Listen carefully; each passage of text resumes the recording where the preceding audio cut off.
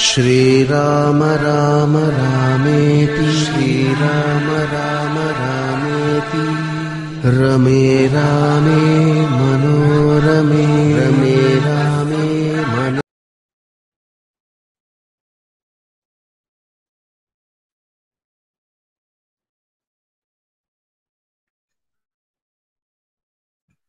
नमस्कार मित्रों, जय श्री राम। जैसे कि हमने पहले लेसन में पढ़ा था, उसको आज हम कंटिन्यू करेंगे लेसन 2 के रूप में। पहले लेसन में हमने पढ़ा था 12 राशियों के नाम।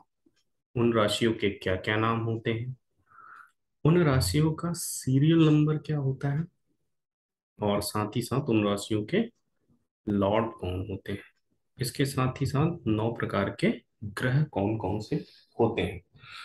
तो इसको हम एक लाइन में रिवाइज करेंगे तो 9 ग्रहों के नाम आपको जैसे कि पता है: सूर्य, चंद्र, मंगल, बुध, गुरु, शुक्र, शनि, राहु, केतु। राहु केतु मैंने बताया था आपको छाया ग्रह या बिंदु ग्रह कहलाते हैं। उसी प्रकार से 12 राशियों के नाम पड़े थे, जैसे कि आप देख रहे हैं स्क्रीन पर। पिछली बार हमने इनमें मेष राशि, वृषभ राशि, मिथुन राशि, कर्क राशि, सिंह, कन्या, तुला, वृश्चिक, धनु नॉट धेनु, मकर, कुंभ और मीन। और मैंने एक चीज कहा था कि इन राशियों को हमें उनके सीरियल नंबर से भी याद रखना है, क्योंकि जब हम कुंडली के चक्र को पढ़ते हैं तो उसमें राशियों का नाम अंकित नहीं होता है। क्या अंकित होता है? उनका नंबर अंकित होता है। जैसे 4 नंबर है तो हमें समझना पड़ेगा कर्क राशि है, 8 नंबर है तो हमें समझना होगा वृश्चिक राशि है, और 9 नंबर है तो हमें समझना होगा कि धनु राशि है। इसी प्रकार से इन राशियों के लॉर्ड्स होते हैं, तो वो भी मैंने आपको बताया था कि 4 चंद्रमा, 5 सूर्य, फिर एक 9 का कॉम्बिनेशन बताया था: 1 और 8 मंगल, 2 और 7 शुक्र, 3 और 6 बुध, और शनि कंटिन्यूअसली नाम लेते हैं 10 11 शनि, 9 12 गुरु। और राहु को 11 नंबर की लॉर्डशिप प्राप्त है, और केतु को 8 नंबर की मतलब वृश्चिक राशि की लॉर्डशिप प्राप्त है। राहु को शनि सदृश माना गया है और केतु को मंगल सदृश, इसलिए मंगल की राशि आपने देखा होगा 1 और 8 होती है, उसमें से 8 का आधिपत्य प्राप्त है। और शनि की राशि आपने देखा होगा 10 और 11 नंबर की होती है, जिसमें से 11 नंबर का आधिपत्य किसे प्राप्त है? राहु में। अब हम इसी को कंटिन्यू करते हुए आज हम लेसन 2 स्टार्ट करेंगे, जिसमें हम अब इन ग्रहों के बारे में थोड़ा सा और स्टडी करेंगे। जैसे इन ग्रहों का एक विभाजन होता है। बेसिक रूप से ग्रहों को 3 कैटेगरी में बांटा गया है। एक होती है शुभ ग्रह, दूसरी होती है अशुभ ग्रह, और तीसरी होती है क्रूर ग्रह। शुभ शुभ ग्रह को यदि हम बोले तो मैलेफिक प्लैनेट्स होते हैं। शुभ ग्रहों की कैटेगरी में कौन आता है? गुरु आता है, शुक्र आता है, चंद्र आता है। ठीक है। और बेनिफिक, सॉरी, शुभ ग्रह मतलब बेनिफिक प्लैनेट्स और अशुभ ग्रह मतलब मैलेफिक प्लैनेट। ठीक है। तो अशुभ ग्रह की कैटेगरी में कौन कौन से आते हैं? मंगल, शनि, राहु और केतु। अब आता है क्रूर ग्रह। सूर्य को क्रूर ग्रह कहा गया है। अब हम इन 3 शब्दों को थोड़ा सा समझने की कोशिश करेंगे। शुभ का मतलब क्या है, अशुभ का मतलब क्या है, क्रूर का मतलब क्या है। देखिए, सूर्य एक ऐसा ग्रह है जिसे पिता का दर्जा दिया गया है। ठीक है। जैसे बच्चा बदमाशी करता है तो माँ किससे कंप्लेन करती है? पिताजी से। मालूम है डांट पड़ेगी, मार पड़ेगी, लेकिन पिताजी उसकी हत्या नहीं कर देते। ठीक है, उसे घर से नहीं निकाल देते। तो क्रूर का भावार्थ आप समझ रहे होंगे।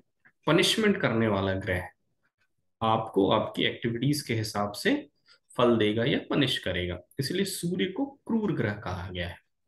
ना तो अशुभ कहा गया, ना ही शुभ कहा गया। शुभ ग्रह से क्या तात्पर्य? शुभ ग्रह में उन ग्रहों को रखा गया है जो कि आपके जीवन को आसान बनाने का कार्य करते हैं, आपके जीवन में सरलता लाने का काम करते हैं। ठीक है। और अशुभ ग्रह में उन्हें रखा गया है जो आपके जीवन को थोड़ा सा कठिन बनाते हैं, संघर्षपूर्ण बनाते हैं। मतलब जब हम इन ग्रहों की स्टडी कुंडली में करेंगे तो हम उनकी कैटेगरी के हिसाब से उनकी विवेचना करेंगे या उसका फलादेश करेंगे। इसलिए ये कैटेगरी बनाई गई है ताकि जब आप कुंडली में इन ग्रहों की प्लेसमेंट देखें उस हिसाब से इसकी व्याख्या करेंगे। तो समझ गए ना आप? शुभ ग्रह मतलब जीवन को आसान बनाना, हमारे कार्यों को आसान बनाना। अशुभ ग्रह मतलब हमारे कार्यों को कठिन बनाना, बाधा डालना, जीवन में संघर्ष डालना। क्रूर ग्रह, सूर्य को क्रूर ग्रह कहा गया, ना ही शुभ ना अशुभ। अब आती है बुद्ध की बारी। तो बुध एक ऐसा ग्रह है जो जिस ग्रह के संपर्क में होगा वो उसके अकॉर्डिंग बिहेव करता है। या हम एक लाइन में कहें तो बुध को भी शुभ ग्रह माना गया है। हम उसको शुभ ग्रह की कैटेगरी में ले सकते हैं। तो आप समझ गए ना, शुभ ग्रह का मतलब क्या होता है? कार्यों को आसान करने वाला। अशुभ ग्रह का मतलब होता है हमारे जीवन में कठिनाई या संघर्ष को बढ़ाने वाले। अब देखिए, जिस प्रकार से 9 ग्रह होते हैं उनके नेचर होते हैं, उसी प्रकार से राशियां होती हैं, राशियों के भी नेचर होते हैं, तत्व होता है। ये सब चीजें आपको इसलिए पढ़ना है कि जब आप कुंडली में एनालिसिस करेंगे तो जो प्रश्न या जो समस्या आपके सामने आएगी उसकी विवेचना या उसके एनालिसिस करने के लिए इन बेसिक पॉइंट्स का हमें पता होना आवश्यक। अब देखिए, 12 प्रकार की राशि, 12 प्रकार की राशियों को 4 प्रकार के तत्व में विभाजित किया गया है। हम भी कहते हैं ना हमारा शरीर अग्नि तत्व, पृथ्वी तत्व, वायु तत्व, जल तत्वों से, पंच तत्वों से मिलकर बना है, उसी में विलीन हो जाता है। तो इन राशियों को भी तत्वों में बांटा गया है। अब देखिए, हमने यहाँ राशियों का नाम नहीं लिखा, नंबर लिखा। क्यों? क्योंकि कुंडली में हमें नंबर दिखेंगे, राशि के नाम नहीं दिखेंगे। इसीलिए आपको भी ये ध्यान रखना है कि राशियों के तत्व भी हमें उसके नाम से ही याद होनी चाहिए। सबसे फर्स्ट नंबर पे आता है अग्नि तत्व, फिर आता है पृथ्वी, फिर आता है वायु, फिर जल। तो इसमें कौन कौन सी राशियां हैं? 1, 5, 9। पृथ्वी में 2, 6, 10। वायु में 3, 7, 11। जल तत्व है 4, 8, 12। इसका मतलब समझ रहे हैं आप? 4 मतलब कर, 8 मतलब वृश्चिक, 12 मतलब मीन। समझ गया? 1 मतलब मेष राशि, 5 मतलब सिंह राशि, 9 मतलब धनु राशि। इसी प्रकार से ये क्रम होता है। अब इन राशियों को अलग अलग तत्वों में क्यों डिवाइड किया गया है? ये सब नेचुरल एलिमेंट्स हैं, तो इनका एक मतलब होता है, एक मीनिंग होती है। जब हम प्रोडिक्शन करते हैं तब इन मीनिंग, इन तत्वों की हमें आवश्यकता होती है। जैसे हम साधारण भाषा में बोले ना, जब हम किसी व्यक्ति से मिलते हैं तो हम बोलते हैं ये व्यक्ति इस प्रकृति का है, ये विनोदी है, ये सीरियस है। तो हर चीज की एक प्रकृति होती है। तो उसी प्रकार से ग्रहों की, राशियों की अपनी अपनी एक प्रकृति होती है, बिहेवियर होता है, जिसको हमें समझना अत्यंत आवश्यक है। क्यों? क्योंकि प्रोडिक्शन के समय इनकी जो क्वालिटीज हैं या उनका जो नेचर है उसके अकॉर्डिंग ही हम सारे सॉल्यूशंस निकालते हैं या प्रोडिक्शंस निकालते हैं। जैसे हमने देखा कि कोई व्यक्ति अग्नि तत्व को ज्यादा धारण किए हुए, तो हमें इससे समझ जाना चाहिए उसका आक्रामक स्वभाव होगा, व्यक्ति साहसी होगा, ठीक है, अथॉरिटी लेने वाला होगा।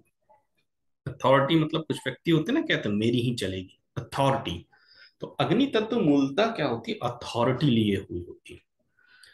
इसी प्रकार से होता है पृथ्वी तत्व। पृथ्वी तत्व के जो व्यक्ति होते हैं वो प्रैक्टिकल नेचर के होते हैं, अर्थात उनमें गंभीरता और स्थिरता होती है। प्रैक्टिकल होंगे, ज्यादा इमोशनल नहीं होंगे। इमोशनल यदि हमें होना तो जल तत्व, पानी है ना, कोई सा भी रंग डालो उसी रंग का हो जाता है। तो इमोशनल व्यक्ति क्या होते हैं? जैसा माहौल, जैसी हवा, वो वैसे हो जाते हैं। तो इमोशंस को कहाँ रखा गया है? जल तत्व में रखा गया है। वायु तत्व, वायु तत्व के व्यक्ति जो होते हैं वो दूसरे व्यक्तियों से जल्दी प्रभावित हो जाते हैं और कल्पनाशील होते हैं, सद्व्यवहारी होते हैं वायु तत्व वाले व्यक्ति, ठीक है। और जल तत्व वाले व्यक्ति क्या होते हैं? सेंसिटिव होते हैं, इमोशनल्स होते हैं, बहुत अधिक इमोशन होगा उनमें, सेंसिटिव होंगे किसी भी चीज को लेकर, ठीक है। वायु तत्व जल तत्व में बड़ा माइनर अंतर है। वायु तत्व के व्यक्ति क्या होते हैं?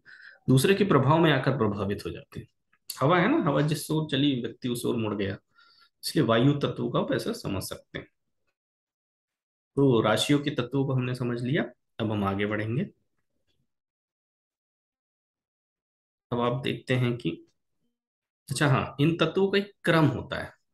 क्रम कैसा होता है? अग्नि, पृथ्वी, वायु और जल, अर्थात रेजिस्टिविटी, जड़ता का प्रभाव कैसे कैसे बढ़ेगा। सबसे अधिक जड़ता का प्रभाव हमें अग्नि में मिलेगा। अथॉरिटी बोला ना, हमारी चलेगी, किसी की नहीं चलेगी।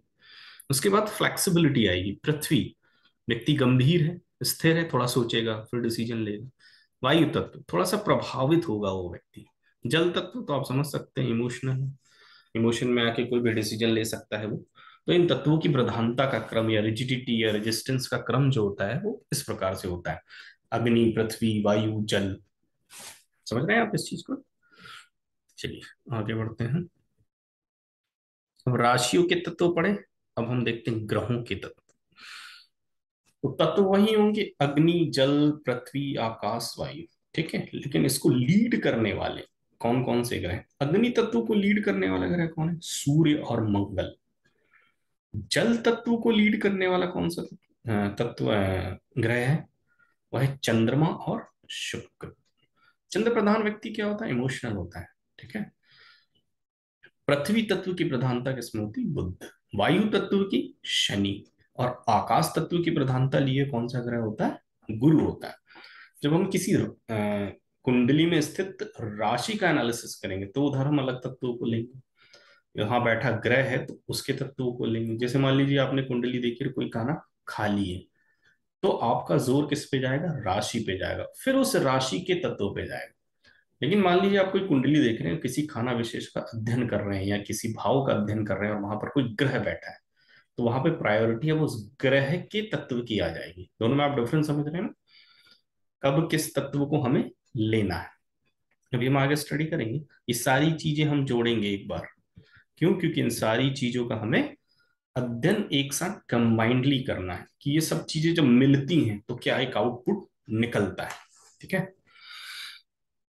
अब आते हैं हम राशियों के स्वभाव पे। तीन कैटेगरी बनाई गई है: चर, अचर और द्विस्वभाव की राशियां।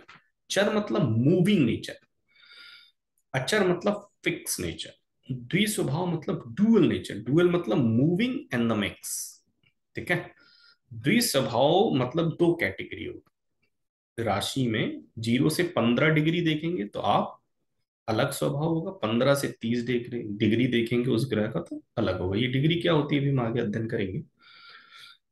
0 से 15 डिग्री पे जब हम जाते हैं तो उन राशियों का स्वभाव कैसा होता है? फिक्स। और 15 से 30 डिग्री जब जाते हैं तो उनका कैसा स्वभाव हो जाता है? मूविंग स्वभाव हो जाता है। ठीक है। तो चर राशियां कौन सी होती हैं? 1, 4, 7, 10। समझ गए होंगे आप इसका मतलब। अचर राशियों का मतलब भी समझ गए होंगे आप। 2, 5, 8, 11। द्विस्वभाव, हमने कहा मिथुन राशि का व्यक्ति है। मिथुन राशि मतलब द्विस्वभाव नेचर का होगा। धनु राशि का व्यक्ति है तो उसमें एक द्विस्वभाव नेचर होगा। समझ रहे हैं आप? मेष राशि व्यक्ति का मूविंग नेचर का होगा। ठीक है। तो राशियों के स्वभाव को इस प्रकार से समझा जाता है। जैसे मान लीजिए मैं एक एग्जांपल देता हूँ, आप सोच रहे होंगे स्वभाव कहाँ अप्लाई होगा। ठीक है, हमें किसी व्यक्ति के नेचर को समझना है। अरे यार, ये व्यक्ति कभी कुछ बोलता है कभी कुछ बोलता है, मतलब डुअल नेचर का है। किस नेचर का है वो? डुअल। पल में माशा पल में अल्लाह। ये पल में कुछ बोलता है, पल में कुछ बोलता है। कुछ व्यक्तियों को हमने देखा नहीं ऐसा, मतलब ऐसा ही, मतलब वो फिक्स नेचर का।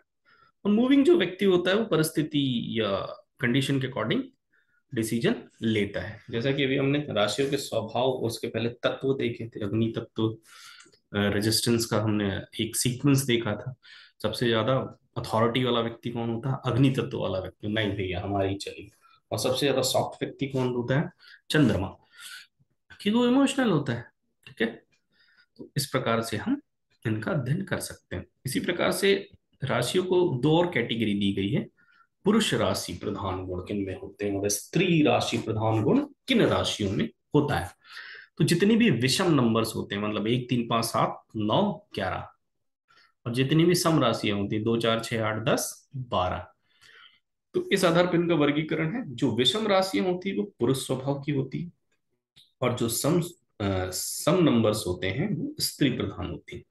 अब आप सोचेंगे राशियों को इस प्रकार से क्यों स्त्री पुरुष कहा जा रहा है? जैसे मान लीजिए आप किसी जातक के प्रथम संतान का अध्ययन कर रहे हैं। ठीक है, तो प्रथम संतान के अध्ययन के लिए हमें पंचम भाव देखना पड़ेगा। ये सब हम आगे आके पढ़ेंगे, अभी मैं आपको एग्जाम्पल के तौर पे बता रहा हूँ।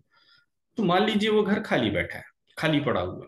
अब हमने उसमें देख लिया कि 2 नंबर पड़ा हुआ है। 2 नंबर मतलब कौन सी राशि होगी? वृषभ राशि होगी। अब हम वृषभ राशि के नेचर को देखेंगे, उसके तत्व को देखेंगे, उसके गुण को देखेंगे, साथ ही साथ यह भी देखेंगे कि वो पुरुष प्रकृति का है, स्त्री प्रकृति का। तो इन सारी प्रकृतियों को मिलाकर फिर उसके लॉर्डशिप को देखेंगे, भाई किस ग्रह से वो रिलेटेड है। फिर हम एक कंक्लूजन निकालने की कोशिश करेंगे कि वह स्त्री संतान होगी या पुरुष संतान होगी। ये सारी चीजें हम आगे अध्ययन करेंगे। ठीक है। तो इस प्रकार से राशियों का वर्गीकरण किया गया है पुरुष और स्त्री स्वभाव को लेकर। तो मित्रों, आपने आप देखा, अब हम इसको आगे भी जारी रखेंगे। जय श्री राम।